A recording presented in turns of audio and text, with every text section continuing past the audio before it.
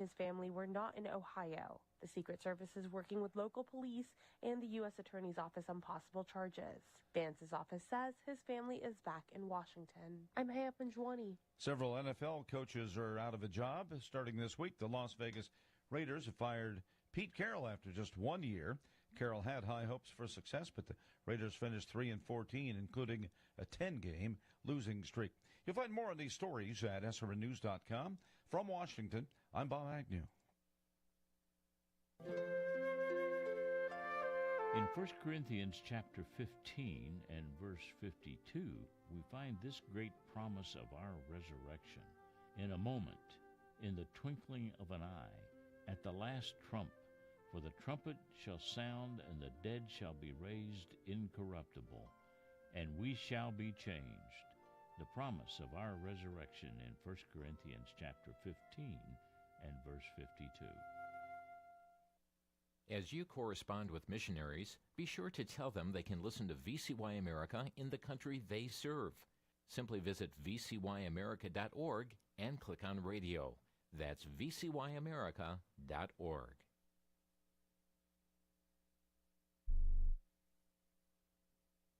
VCY America is KVCX Gregory and WVIW Bridgeport. Christian Information Radio. History was made on today's date. Stay tuned for an American Minute with Bill Federer. Raised by an elderly white couple after his mother was kidnapped following the Civil War, he began school in Neosho, Missouri, and graduated from Iowa State College of Agriculture.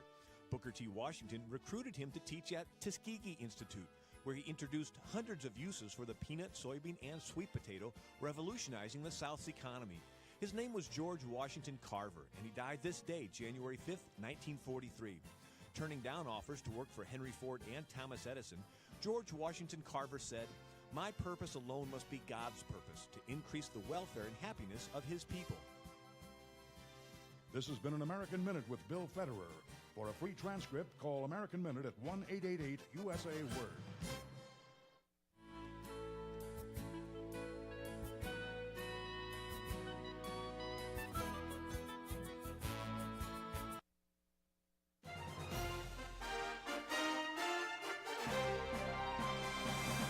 VCY America presents Crosstalk, a nationwide call-in program discussing issues that have an effect on our families, our communities, our churches, our nation, and our world. Crosstalk, an opportunity for you to voice your concerns for biblical principles.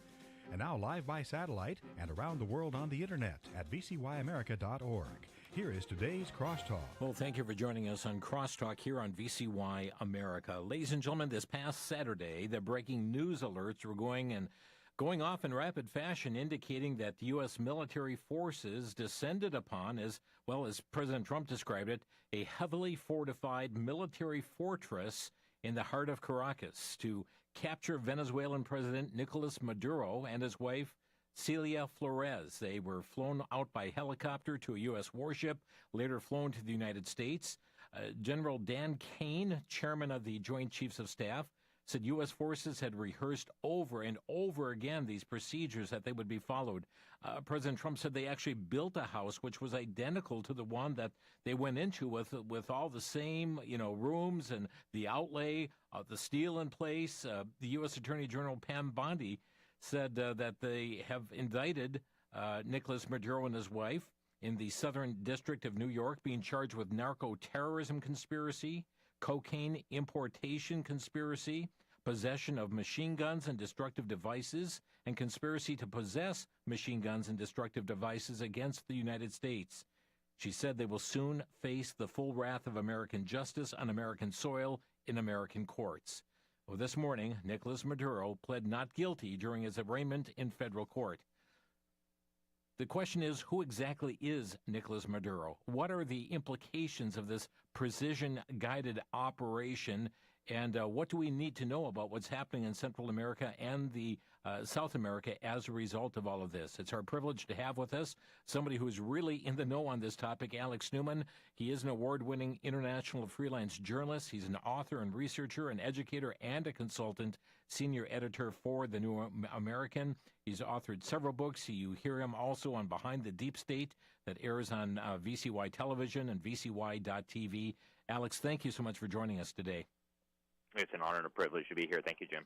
So, Alex, this is an area of the world that you really have specialized in. You've done much research, and so I'm going to have you just share with our listeners your background to this region, and then all of coupled with this, we want to know who is Nicolas Maduro? How did he ascend into the presidency of Venezuela? So, unleash for us this region and what's happened to this nation that was once a U.S.-friendly nation. Well, thank you again, Jim. And Latin America has always been near and dear to my heart. I actually moved down there when I was 4. I spent almost all my childhood in Latin America before moving to Europe and Africa. So I've lived in Latin America longer than anywhere else in the world. And I've been covering Latin America and really the communist takeover of Latin America my entire career in journalism. One of the first big investigative pieces that I did for the New American Magazine was called Resurgent Communism in Latin America, and it was about what analysts then were starting to call the pink tide.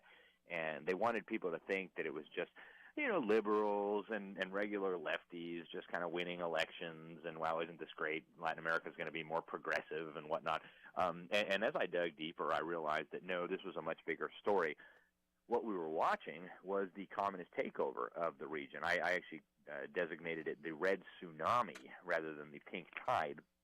And what I found was that it goes back to 1990. There was a very important meeting that happened in Sao Paulo, which is a city I lived in for 4 years, in the year 1990.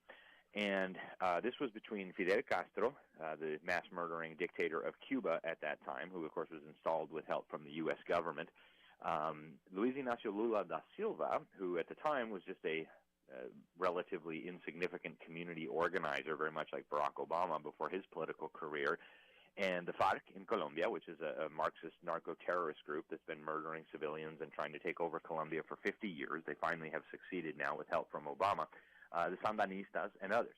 And at this meeting, they agreed to create what they called the Foro de Sao Paulo, or in Portuguese, the San Pablo, El Foro de San Pablo in Spanish, or in English it would be the Sao Paulo Forum.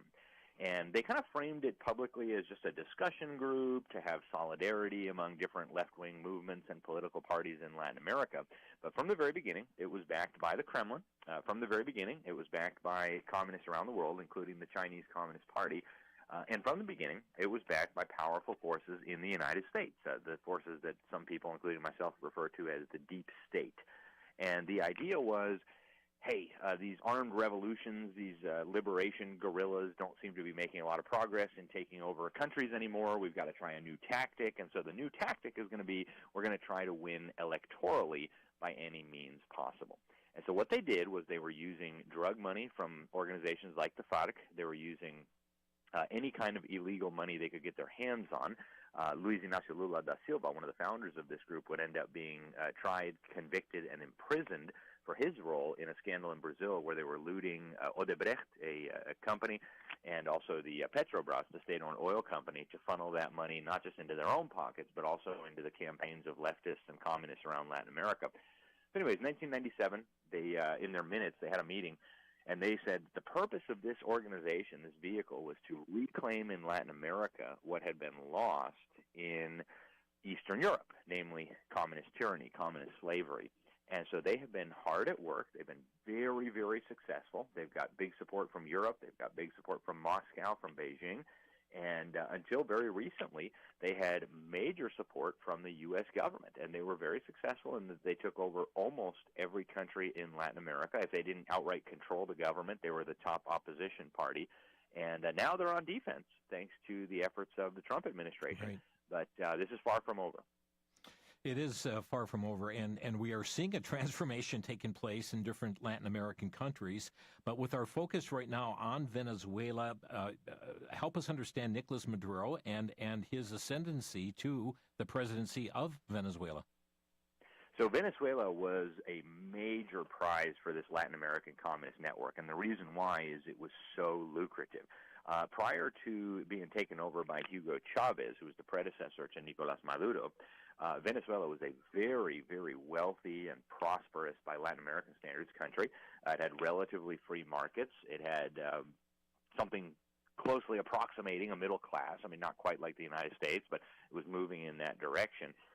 And then the Cubans, along with this broader network, the Sao Paulo Forum, decided they needed to capture Venezuela for themselves because it had all this oil wealth. It was very strategically located for drug trafficking purposes. And I think the best way to understand the takeover of Venezuela by Hugo Chavez is it became a colony of Cuba in the most real sense, right? Hugo Chavez was the hand-picked puppet of the Castro regime. And once they had control of Venezuela, they started doing several things. One is they started creating election programs, election software and hardware systems that they were intending to use to steal elections around the world. Another is they nationalized the oil assets and started putting all that oil money at the disposal of the revolution. So all over Latin America, communist, leftist, guerrillas were being financed with oil money from Venezuela. And then, of course, the drug trafficking, which was a huge component. Venezuela, and I've been talking about this for years, and nobody was paying attention. Venezuela is the home of the Cartel de los Soles, and this is all now in the indictment against Maduro. This is one of the most powerful, if not the most powerful, cartels in the world. We're talking potentially hundreds of billions of dollars. And it's very difficult to tell where the Venezuelan government begins and the cartel ends, right? There's a very blurry line there. The government of the United States is now arguing that Maduro was basically the head of the cartel, and I think that's an accurate characterization.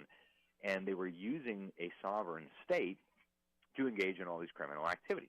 They figured, hey, we have a sovereign state. They can't search us. They can't stop us. They can't arrest us. They can't do anything. They're flying drugs around the world on military planes. And so Maduro was basically the hand-picked successor of Hugo Chavez.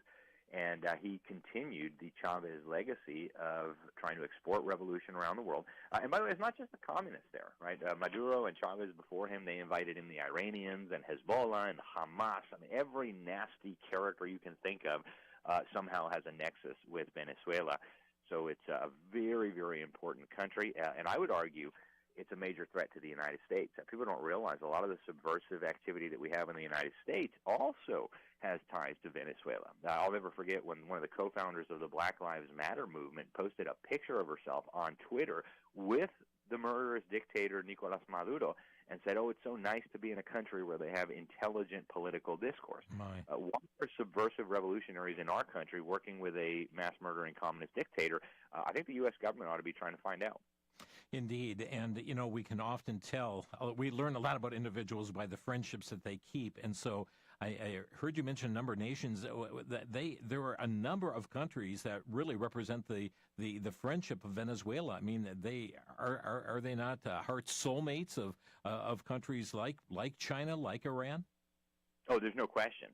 This is part of an international alliance. And Venezuela is just so strategically important to this. But the Communist Chinese are involved, the Russians are involved, the Iranians are involved.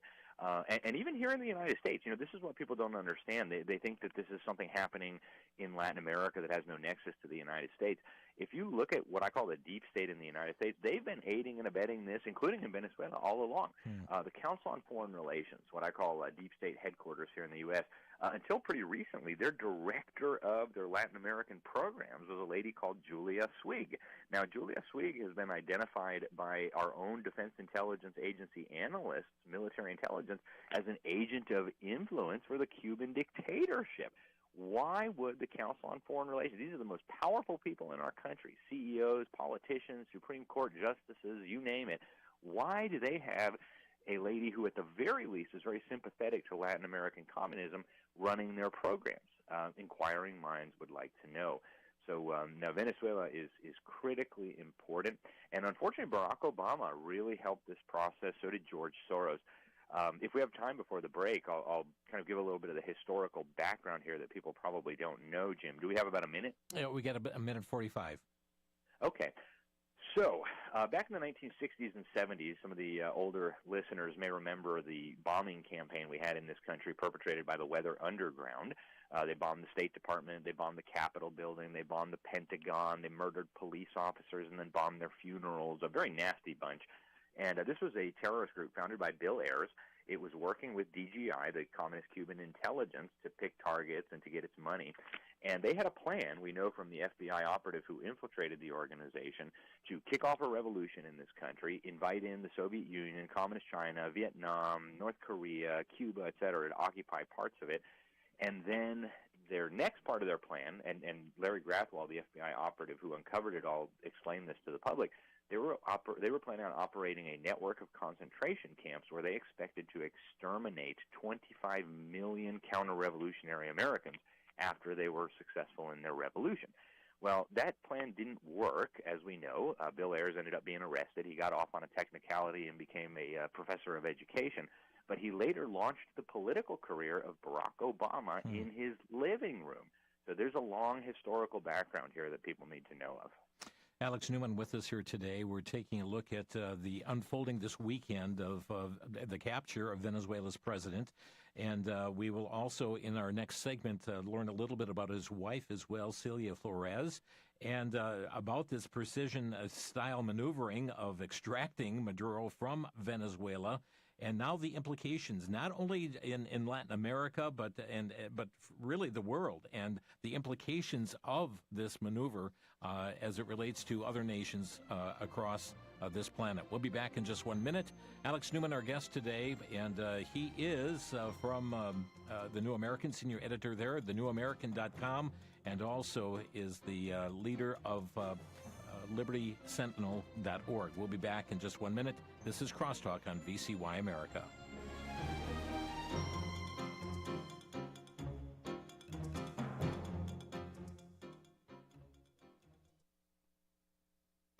Back to Genesis with Dr. John Morris, creation author with the Institute for Creation Research. Dr. Morris, was Genesis written as poetry? No, it wasn't, Chris, but this has been a favorite claim of liberals, subtly indicating that Genesis was a work of art and not meant to be taken as literal history.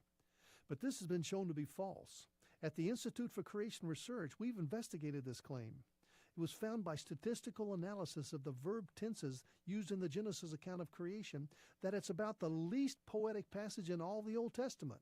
It was written as sober narrative history and was meant to be understood by its readers as history. Of course, even if it were poetry, it doesn't mean it's not to be believed. Who says God can't write with flair? But he wrote Genesis as a sober historical account, and we need to believe it as such. Let's go back to Genesis and get it right. For more on the foundational principles set forth in Genesis, visit us on the web at www.icr.org.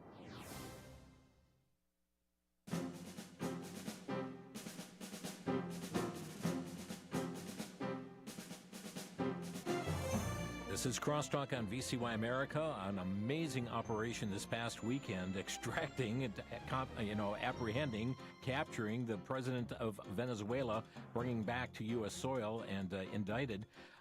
Alex Newman with us today.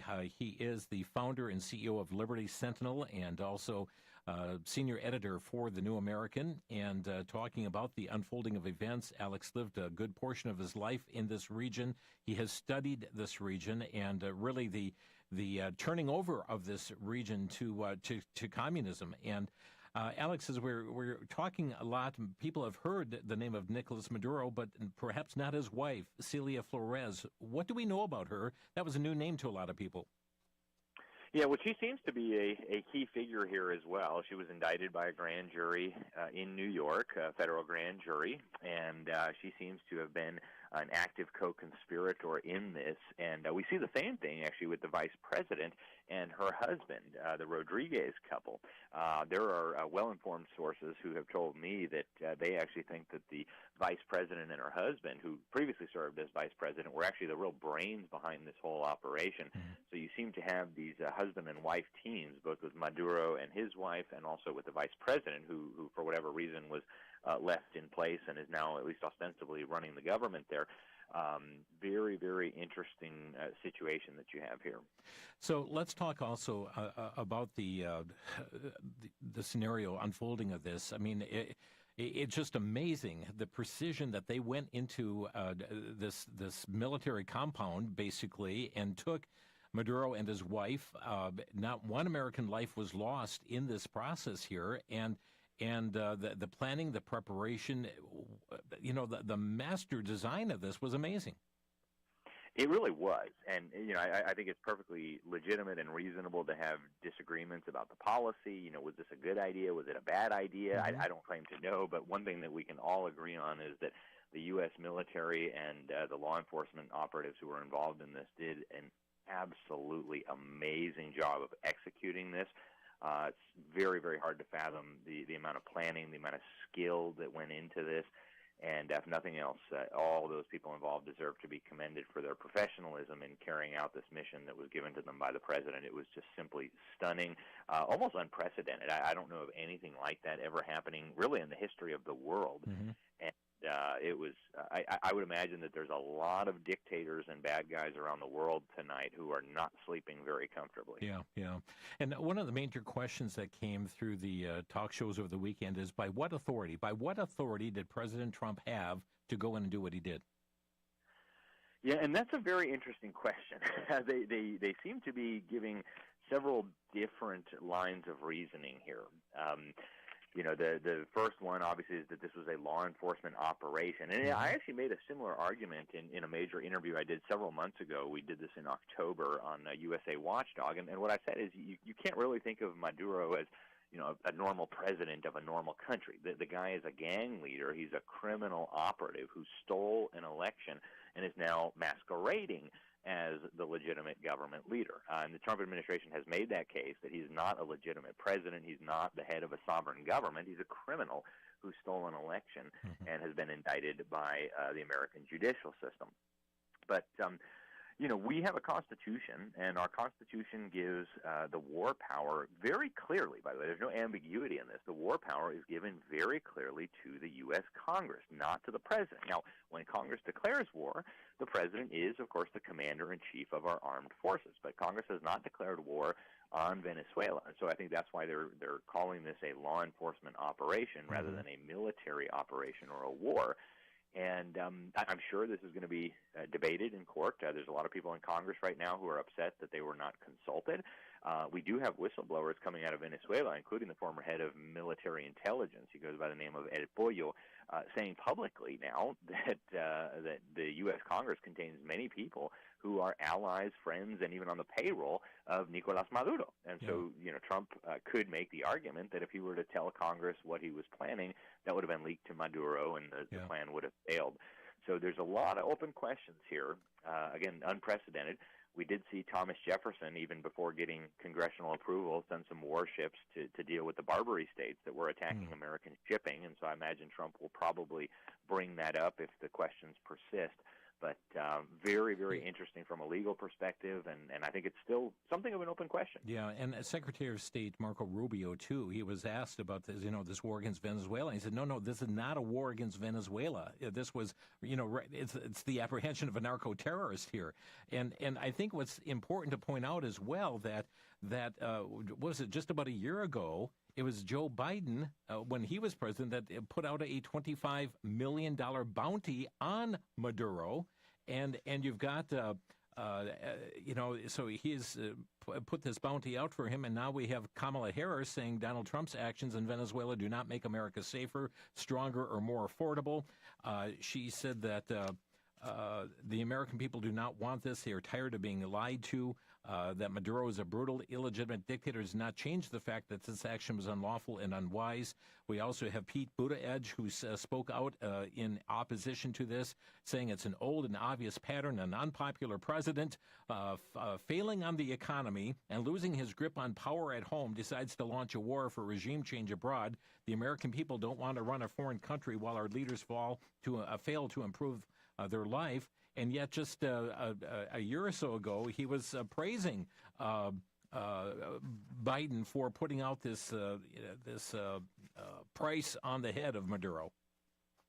Yeah, and I think the Democrats have several things going on here. And one is that they have been very, very friendly and supportive of this Latin American communist network. And so they're kind of in an awkward position. I think some of the criticisms that they're making, and there are some Republicans making these arguments as well, are valid. We have a Constitution that needs to be respected, and if there are concerns about the constitutionality of a particular action, those ought to be discussed and debated. A law enforcement investigation, an indictment, these are certainly legitimate tools of the government. The government's job, as the Bible tells us, is to punish evil, and I don't think anybody denies that Maduro was engaged in massive evil. But typically, when we have a fugitive from American justice in another country, the procedure for bringing him to justice is to request an extradition, right? We don't normally send troops into a foreign country to just grab people off the streets without the consent of that government. Now, that wasn't possible in Venezuela for obvious reasons. So I think this really opens up a whole new world of legal questions.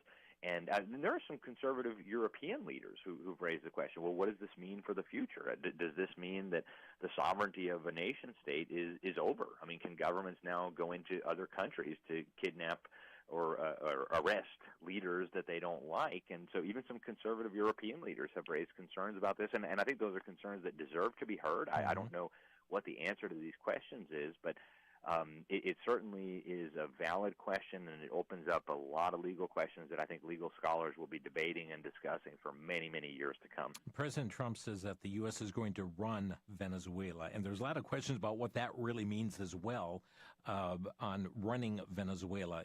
He's not talking about having us run it politically, I don't believe.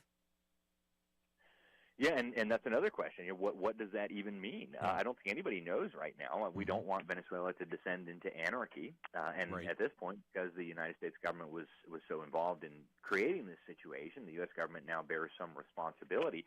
Now, in reality, the U.S. government is not even supposed to be running the United States. So the job of the government is to punish evil and to obey the Constitution, which gives the government a few limited powers. It's not meant to run the United States, and it's certainly not meant to run Venezuela, right? The Founding Fathers said the purpose of the government was to protect rights. And so even some very close allies, people who I know personally, like General Michael Flynn, who served as a national security advisor, have raised concerns about what this means. The U.S. government is $200 trillion in unfunded liabilities, $40 trillion in debt. We cannot afford to run another country right now, even if we wanted to, even if it was a good idea. So I think the Trump administration is going to have to issue some clarity here in the days ahead so that these questions are resolved. And he's talking about the oil aspect as well. Now, it appears that Venezuela, those rich in oil as they are, that they have been running far below capacity in Venezuela. And President Trump has talked about, harvesting, really, getting things working again, dealing with the infrastructure, the oil. And that really begs another question in all of this, too, because China is concerned. China's been a purchaser of oil from Iran, and yet President Trump is giving assurance to communist China, you're still going to get your oil from Venezuela. And that's kind of concerning, too. It is. Yeah, it's a bit counterintuitive. And, the situation in Venezuela with oil is interesting. I know there are a lot of people now arguing that this whole thing was about oil. I strongly disagree. The United States has more oil than we'll ever know what to do with. The reason we haven't been able to access it is because the government has blocked access under the guise of protecting a nature thing or stopping harm to a lizard or an ecosystem. So we have plenty of oil here. We certainly don't need to invade foreign countries to have oil supplies. But it is true that American energy companies really did use American money, investor dollars, to develop this. And this is true all over the world, right? The Arabs didn't know what to do with the oil. They had to call in American companies, American engineers to come in and help them get that out and develop the infrastructure for processing it, refining it, and shipping it to overseas markets. And what Chavez did and what later Maduro perpetuated was basically a giant theft, right? I mean, they call it nationalization, and they have fancy terms to conceal what they're doing, but ultimately it's theft. And it's not a theft from an abstract, big evil oil company. This is theft from regular everyday investors, me and you, our retirement accounts that are invested in oil companies. So thievery is wrong, but of course that was a risk, and all the companies understood the risk when they went in and developed these resources in countries like this. They always know that nationalization is a possible threat, and that's priced into their calculations. Is it the job of the U.S. government to go protect the assets of oil companies and investors overseas? And I would argue no, the Constitution does not authorize that. But I certainly don't think this was a war for oil, which is an argument many are making. Right. But it will be good, I think, for the world to get more oil capacity back online, so that may be another silver lining in this whole mess. And President Trump indicating that the proceeds then from this expanded, capture of oil is going to, offset the expenses of the infrastructure, paying the U.S. back, et cetera. Venezuela's vice president, I understand she took off to Russia? Yes, that's my understanding as well. And in fact, the Chi-Coms, the senior leader of the Chinese Communist Party, was meeting with Maduro just shortly before this whole operation took place. And that goes to what we were saying. There are very deep ties between the Kremlin and Beijing to this regime. But I think the vice president is right to be very concerned. I think she is just as much a part of this criminal network that Trump has described as Maduro was. It's interesting that she was left in charge. I saw one of her speeches earlier today arguing that this was some kind of Zionist plot against Venezuela. And she said that they were trying to enslave the Venezuelans. I mean, it's hard to imagine how they could be more enslaved than they were under Maduro. But it's going to be, and I think this is one of the big problems with this, is we don't have clarity about where this is going. Right. And, of course, nature abhors a vacuum. When you have a situation like this, it often ends in chaos, and chaos is a recipe for bringing in, either civil war or more tyranny. Yes, the Venezuelan expatriate community, the diaspora, is very pleased that Maduro is gone. But there needs to be some clarity and some guidance on what's happening here before this situation festers much longer. Alex Newman is our guest here today on Crosstalk, and friends, you can find his writings, his coverage of so many issues at thenewamerican.com, thenewamerican.com, and also libertysentinel.org. We're going to take a look at some other aspects right after the break. I also have a time for you to call in a little bit later in the program, too. But what about these protests breaking out in the United States and also Colombia? Has Colombia been a bed partner with Venezuela in its manufacturing and distribution of drugs? Back in a minute here on Crosstalk. As we strive to be like Christ, there are besetting sins which take us off course. Sinful anger is one of them. Anger is a willful and deliberate choice, often caused by not being able to attain our prideful or selfish goals. If not dealt with, anger will turn into something worse. Another besetting sin is that of anxiety and fear. Ungodly anxiety goes beyond reasonable concern and involves worry about mere possibilities. And then there's the ungodly fear. Fear that often paralyzes and causes us to focus on our circumstances rather than on God and His promises. There is hope. In the booklet, Anger, Anxiety, and Fear, author Stuart Scott provides a biblical perspective on these issues, providing the path to victory. Anger, Anxiety, and Fear. Available for a donation of $9 or 3 copies for $24. Call VCY 1-800-729-9829.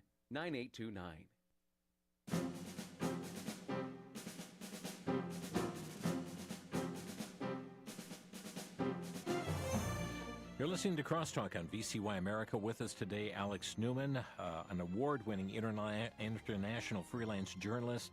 Alex has extensive knowledge of Latin America, lived there for a number of years, has been following really the communization of the area and the implications that have happened to so many different nations. And with that, Alex, Colombia, a neighbor of Venezuela, have they been in bed together as far as the drug industry is concerned? There's no question about it, and this is another story that I've covered in great depth. Going back almost a decade ago now, I was reporting on the communist terrorist takeover of Colombia. This did not need to happen. Right? Colombia, for 50 years, was resisting this trend toward communism, and they paid a heavy price for this. You had the FARC, which we talked about earlier, the Revolutionary Armed Forces of Colombia, basically a Soviet and Cuban front group, terrorist organization that was slaughtering civilians, bombing civilian infrastructure, kidnapping children, using them as sex slaves and soldiers. A horrific group, funding its activities also through cocaine trafficking to the United States. And for 50 years, they were on defense. They were having to hide in the jungles and just carry out terrorist attacks.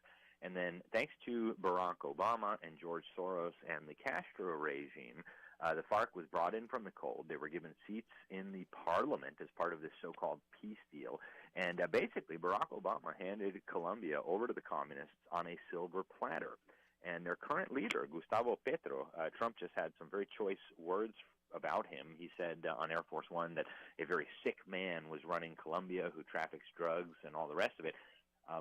I want people to realize there's so much background here that the media has deliberately hidden from us. Okay, in September of last year, so this was just a few months ago, Gustavo Petro, the president of Colombia, was on American soil in New York with a bullhorn shouting about how American soldiers, American troops, should disobey the president, should disobey their commander-in-chief, and, quote-unquote, stand with humanity. What is that even supposed to mean? And why is a foreign leader coming to our soil and urging our soldiers to basically commit sedition and defy lawful orders? This was before the Democrat congressman said that. So this is a very serious problem. Colombia has quite literally been taken over by the communists, and it is now firmly under the grip of this Latin American Communist Network that we started off the show with, the Sao Paulo Forum, and Trump has his eye on them, and I think for good reason. As it relates to, and actually, I'm sure he is taking note of the apprehension of Maduro and wondering, could I be next? As I'm sure that there are other so-called, dictators that are having to watch their backs as well. Yeah, there's no question about it. And I guarantee you in Havana and in Bogota and in Brasilia and in countries, in capitals across the world, there are some really nasty people wondering about whether they're going to be next. And, Trump has even suggested that they're looking at that possibility. Now, whether that's a good idea or a bad idea, that's a whole other discussion. Right. The fact that Trump is openly considering this is documented. He was just on Air Force One telling reporters, we're thinking Cuba is going to be the next one to fall now that they don't have Venezuelan money. We're looking at the sick guy who runs Colombia he actually publicly said he wasn't opposed to taking on the Colombians. So it seems like the Trump administration has taken a major interest in the communist movement in Latin America. And if you read their national security strategy, they seem to be pivoting away from kind of the 20th century, at least the second half of the 20th century, where the U.S. was kind of the hegemonic global power that kind of oversaw the whole world, to now retreating back to just the Monroe Doctrine. Donald Trump calls it the Donroe Doctrine, where we're just going to primarily focus on the Western Hemisphere and let the Communist Chinese have East Asia and the Russians kind of dominate Eurasia. So again, whether that's a wise policy or not, that's a whole other subject, but I'm sure that there are a lot of people, especially in Latin American capitals, who are wondering what this means for their future. Alex, and friends, by the way, if you'd like to get online with us today, our phone number to Crosstalk, 800-733-9829 with your questions or brief comments, 1-800-733-9829. What have you observed as far as reaction from around the world, and as well as the protests? We saw right away the Times Square filled with activists with it seemed pre-printed signs already to denounce the Trump administration, what's going on. But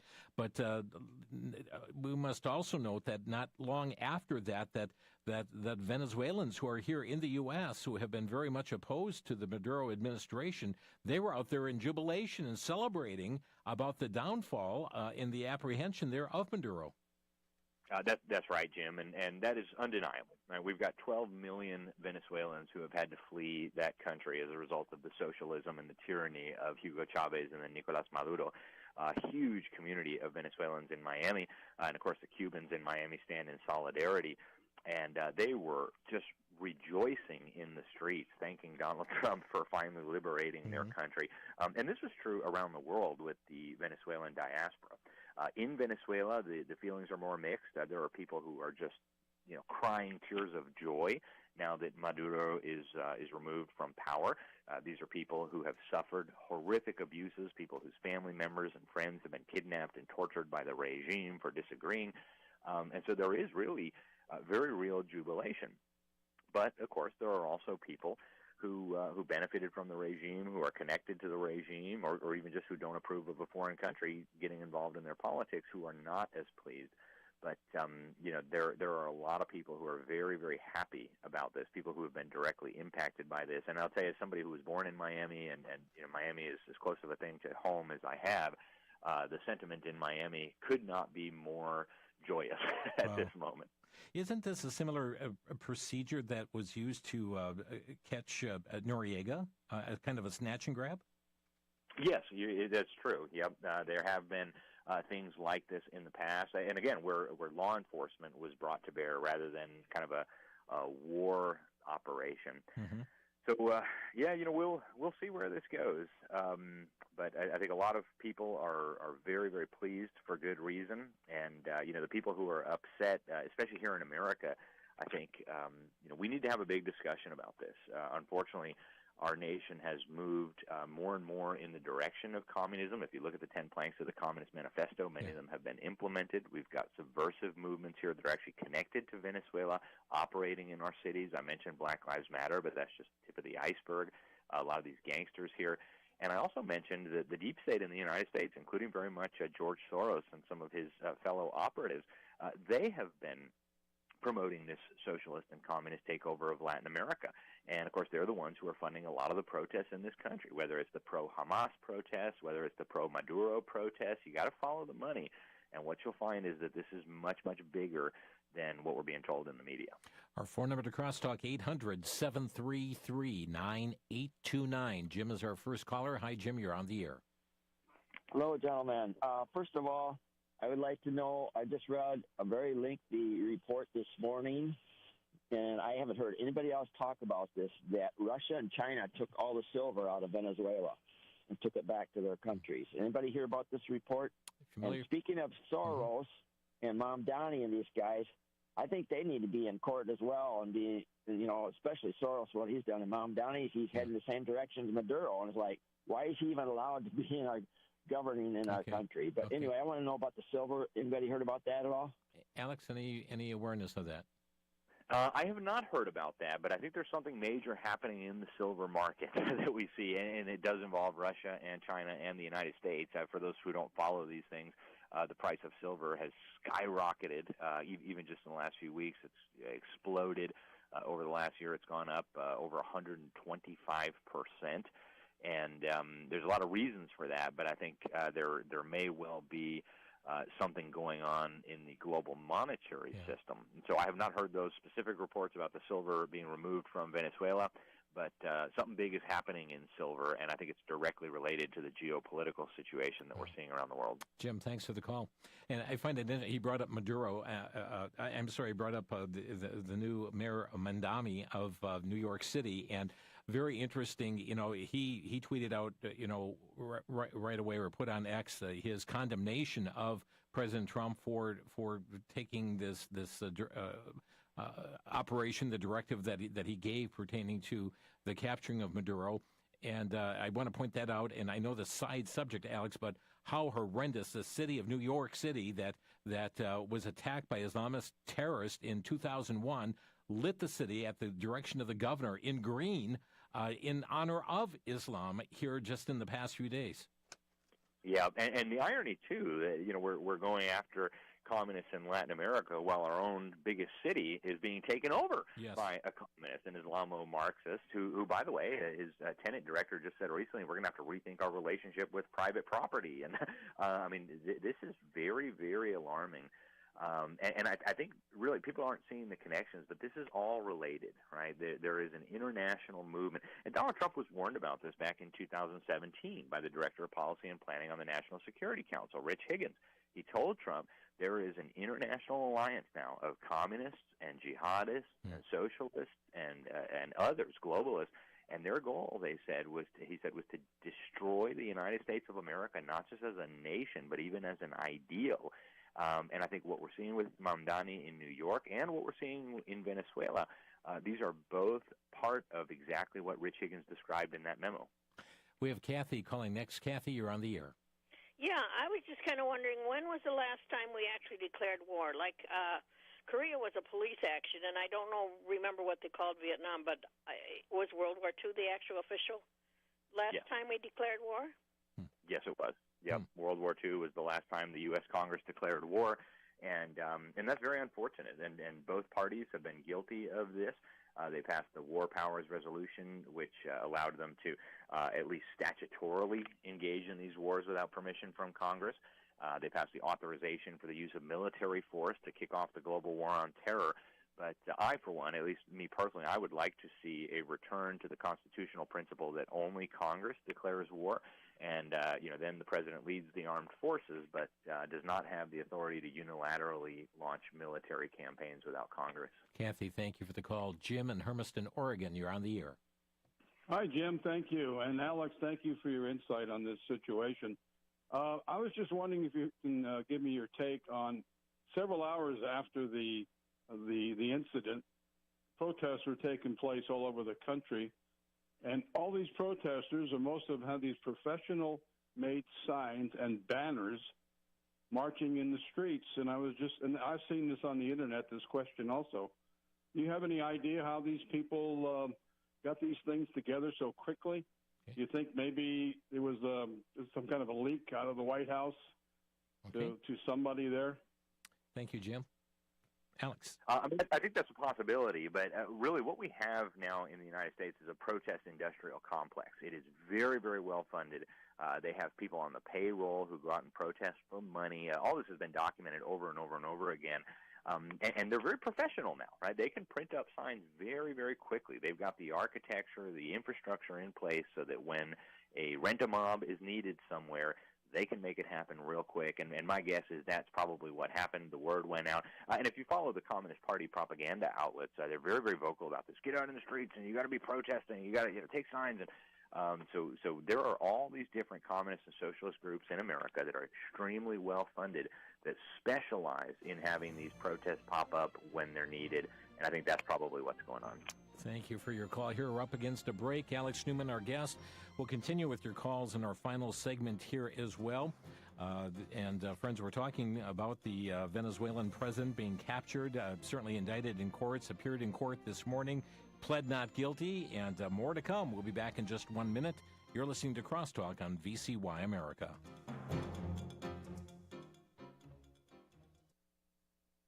For the Worldview Report, I'm Brandon House. Our website's worldviewtube.com. Well, since 2010, here on our broadcast, we have been warning since 2010 about Iranian missiles in Venezuela. We've been warning about 5,000 Russian-made man-pads. Those are able to be shot from the ground to the air. We've been warning about those circulating around Venezuela. So I'm very happy with the action that President Trump has taken. Folks can argue about it, and they are free to do so. But from a national security standpoint, I think he was right on the mark when he cited the Monroe Doctrine. The idea we're not going to let other countries, and certainly not enemy states, set up in our backyard. Not in Venezuela, not in Cuba, and certainly not on our border in Mexico or Canada. We'll see what happens with Mexico and with Cuba. But again, I think President Trump is trying to secure the country, and I'm all for it. I'm Brandon House.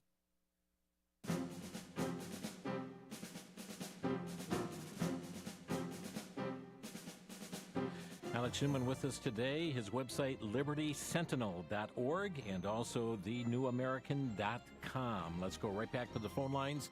Mark is calling from Monroe. Mark, you're on the air.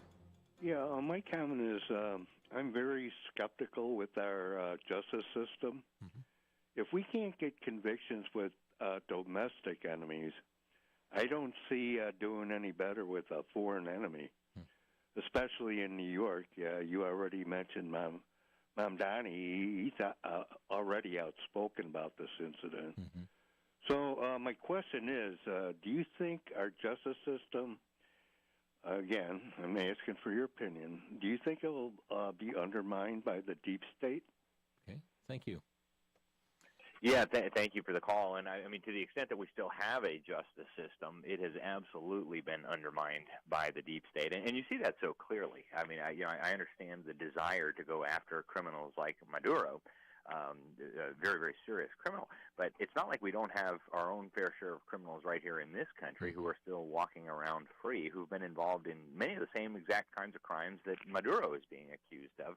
And we've seen a number of very high-profile indictments tossed out by federal courts. And unfortunately, we have a judiciary that's been out of control for a very long time. I mean, this is not a new phenomenon. They literally created a right to kill your babies, or at least pretended to create a right to kill your babies 50 years ago in the highest court in the United States, the U.S. Supreme Court. So we have a justice system that is absolutely in shambles. Very frequently, it delivers injustice and undermines justice.